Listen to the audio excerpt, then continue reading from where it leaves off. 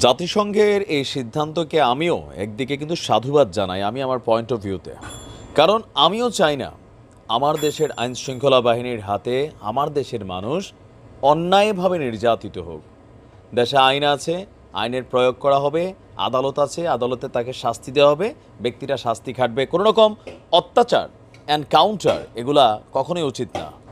আমাদের বাংলাদেশের সামরিক বাহিনী বলেন, আইন শৃঙ্খলা বাহিনী বলেন, র্যাব বলেন, পুলিশ বলেন, আর্মি বলেন, বিডিআর বলেন, সবারই কিন্তু একটা স্বপ্ন থাকে চাকরি জীবনে একবার মিশনে যাওয়া। এটার কারণ হচ্ছে খুব ভালো একটা টাকা পয়সা ইনকাম হয়, মোটামুটি তাদের পেনশনের কাছাকাছি একটা ব্যালেন্স কিন্তু পাওয়া যায়।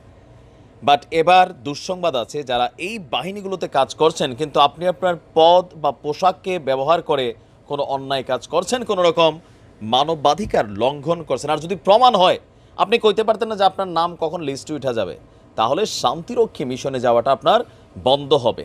আর এটাতে দেশের ভাবমূর্তি নষ্ট হবে। কারণ বাংলাদেশ ইউএন মিশনে হিউজ পরিমাণ আমাদের কিন্তু ভাইরা যাচ্ছেন, টাকা পয়সা কামাচ্ছেন।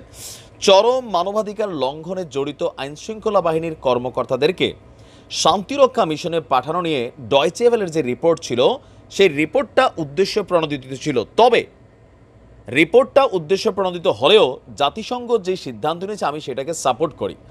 জাতিসংঘ বলছে যে তাদের অবস্থান খুব স্পষ্ট, শান্তিরক্ষা মিশনে নিয়োগপ্রাপ্তরা যেন সততা এবং দক্ষতার মানদণ্ডে উত্তীর্ণ হয় এবং তা নিশ্চিতে জাতিসংঘীয় মহাসচিব প্রতিশ্রুতিবদ্ধ।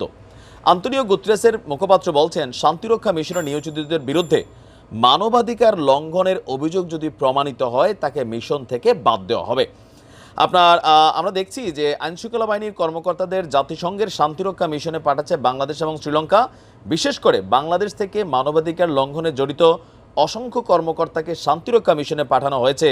কোনো কোনো ক্ষেত্রে পুরস্কার স্বরূপ এদের অনেককে পাঠায় সরকার। জাতিসংঘ মহাসচিব কি এই বিষয়ে অবগত, এই প্রশ্নটা ছিল। তখন আপনার মুখপাত্র বলছেন, হ্যাঁ, ডয়চে ভেলের ডকুমেন্টারি আমরা দেখেছি। বলা হচ্ছে যে আপনি হয়তো জানেন যে শান্তিরক্ষা মিশন আমাদের সহকর্মীরা এই বিষয়টি নিয়ে কাজ করে যাচ্ছেন। তারা জাতিসংঘের তরফে বিবৃতি দিয়েছেন, বলছেন যে আমরা স্পষ্ট বলছি শান্তিরক্ষা মিশনে নিয়োগের ক্ষেত্রে যেন দক্ষতা সততাটা থাকে। এই প্রতিশ্রুতির মধ্যে আরও রয়েছে মানবাধিকারের প্রতি শ্রদ্ধা, প্রতিশ্রুতি জাতিসংঘের মানবাধিকার যাচাই পদ্ধতির অধীনে শান্তিরক্ষা নিয়োগের সংশ্লিষ্ট বিষয়ে যথাযথ নিয়ম এবং কৌশল মেনে চলা। এরপর তিনি বলছেন যে আমরা বাছাই প্রক্রিয়া 3 ধাপে সম্পন্ন করি। প্রথম পর্যায়ে হয় ব্যক্তিগত মানদণ্ড, পরের ধাপ কাজ করে স্বাগতিক দেশ এবং অন্য ধাপটা বাছাই করে জাতিসংঘের মানবাধিকার বিষয়ক হাই কমিশনারের অফিস। তার মানে কারোর প্রোফাইল যদি জাতিসংঘের কাছে চলে যায়, সামহাও সরকার তো দিতে না, আর না দেখ সামহাও যদি জাতিসংঘের কাছে কোনো ডকুমেন্টারি অথবা কোনো এভিডেন্স যায়, তাহলে সেই ব্যক্তি জাতিসংঘ মিশন থেকে সামনে ক্যান্সেল।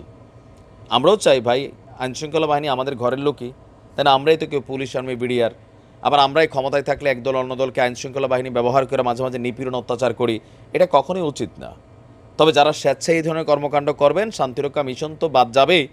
টাকা পয়সা কামাইয়ে যারা মনে করেন বাংলাদেশ ছাড়বেন, স্যাংশনে খেয়ে কিন্তু আটকে যাবেন। ভালো থাকুন, আসসালামু আলাইকুম।